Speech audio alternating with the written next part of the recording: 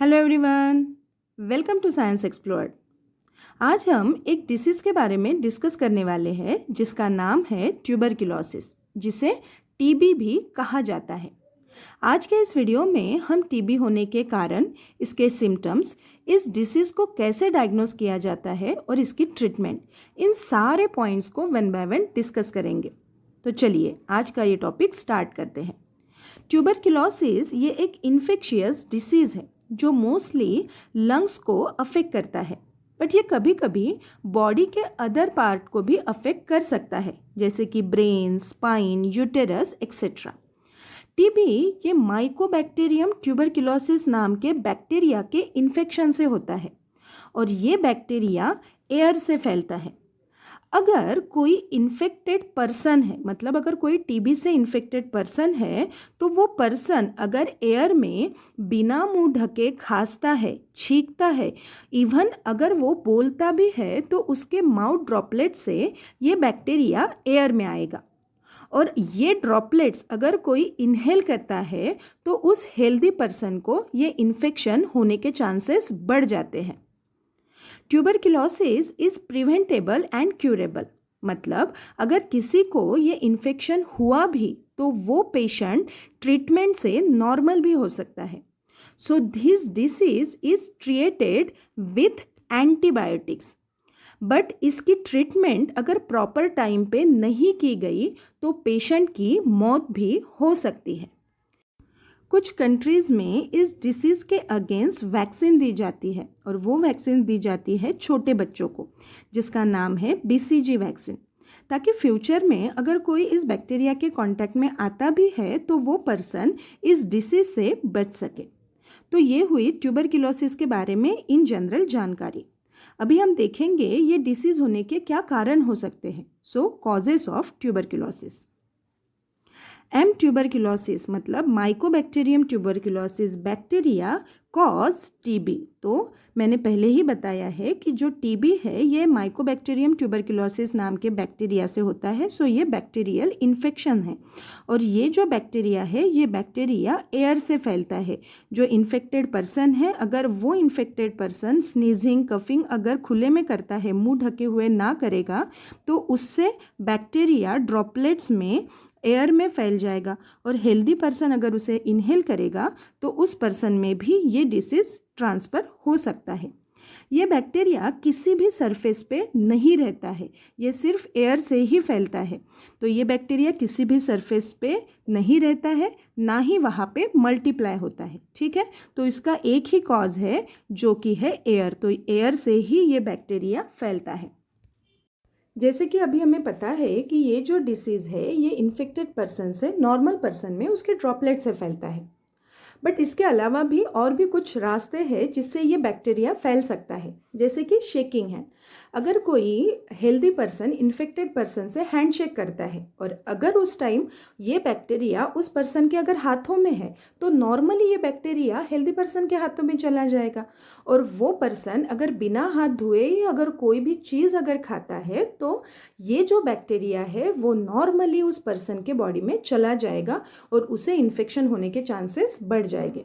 दूसरा जो रीज़न है वो है किसिंग। तीसरा रहेगा शेयरिंग फूड और ड्रिंक्स, शेयरिंग बेडशीट, टॉवेल और टूथब्रश और टॉयलेट सीट। तो अगर ऐसे कोई भी चीज़ अगर इन्फेक्टेड पर्सन ने यूज़ की है और वही चीज़ें अगर कोई हेल्दी पर्सन यूज़ करता है तो उसे भी ये डिसीज़ होने के चांसेस बढ़ जाते हैं।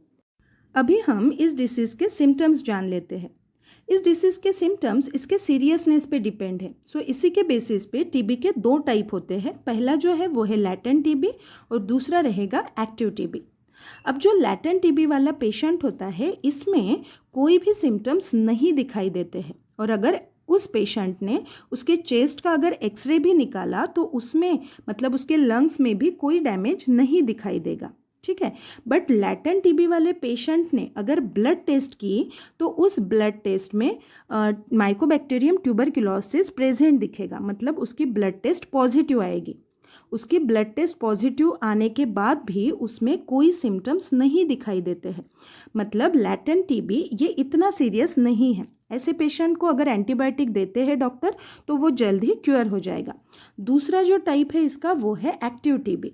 अब जिस पेशेंट को एक्टिव टीबी हुआ है उसके बॉडी में कुछ सिम्टम्स दिखाई देते हैं, बट जो भी सिम्टम्स है वो सिम्टम्स टाइम चले ट्रीटमेंट लेने के बाद चले भी जाते हैं। और वो सिम्टम्स कौन से हैं अभी हम वो जान लेते हैं। पहला जो सिम्टम है वो है प्रोलॉन्ग कफ, मतलब उसे बहुत ज़्यादा खांसी आएगी और अगर उसको प्रॉपर टाइम पे अगर ट्रीटमेंट नहीं मिली तो उसके खांसी में से ब्लड भी निकल सकता है। और अगर बहुत बार खांसी आएगी तो क्या होगा, चेस्ट पेन होगा, उस वजह से उस पेशेंट को वीकनेस फील होगा, फटीगनेस फील होगा, उसका वेट लॉस होगा। उसके बाद कभी कभी उसे फीवर आएगा और रात में उसे स्वेटिंग होगी। ठीक है, तो ये एक्टिव टीबी के कुछ सिम्टम्स होते हैं जो कि मैंने यहाँ पे दिए हैं।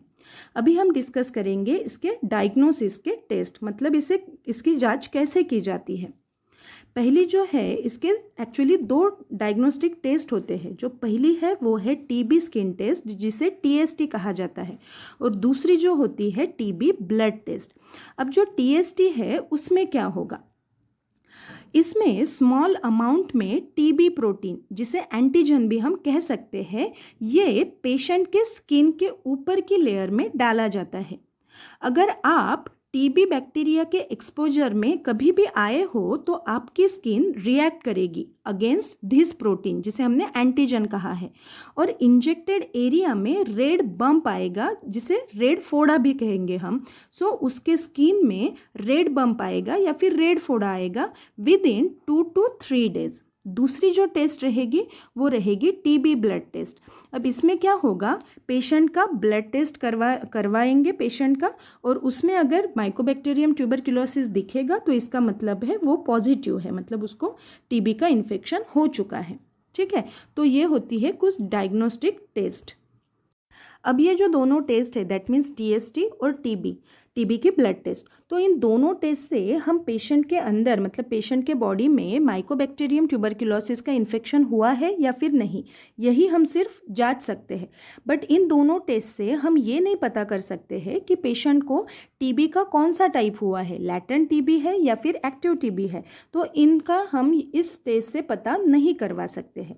अब ये दोनों टेस्ट के अलावा और भी 2 टेस्ट होते हैं जिससे हम टीबी को डायग्नोस कर सकते हैं, जो कि है चेस्ट एक्सरे और दूसरा रहेगा सैंपल ऑफ स्पूटम, मतलब थूक की जांच अगर करवाते हैं तो उससे भी पता चलता है कि पेशेंट में माइकोबैक्टीरियम ट्यूबरक्लोसिस का इन्फेक्शन है या फिर नहीं। तो ये हुए डायग्नोस्टिक टेस्ट। नाउ हम देखेंगे ट्रीटमेंट क्या है। So tuberculosis disease is treated with antibiotic, तो इसके ऊपर एक पर्टिकुलर ट्रीटमेंट होती है जो कि है एंटीबायोटिक्स। इस बैक्टीरिया के अगेंस्ट डॉक्टर एंटीबायोटिक प्रोवाइड करेंगे पेशेंट को और पेशेंट जल्द ही ठीक हो जाएगा। लास्ट है प्रिवेंशन, मतलब इस डिसीज़ से अगर किसी को दूर रहना है तो कौन से चीज़ें उन्होंने करनी चाहिए। तो सबसे पहला तो यही रहेगा कि जो भी इन्फेक्टेड पर्सन है टीबी का उससे हमें दूर रहना है। अगर उसके कांटेक्ट में जाना भी है तो हमें मास्क पहनना चाहिए ताकि हमें उसका इन्फेक्शन ना फैल सके। ठीक है, तो ये कुछ बेसिक प्रिवेंशन है। तो ये था हमारा आज का टॉपिक। अगर ये टॉपिक आप लोगों को समझ में आया है तो प्लीज़ इस वीडियो को लाइक कीजिएगा, इस वीडियो को शेयर ज़रूर कीजिएगा। Thank you.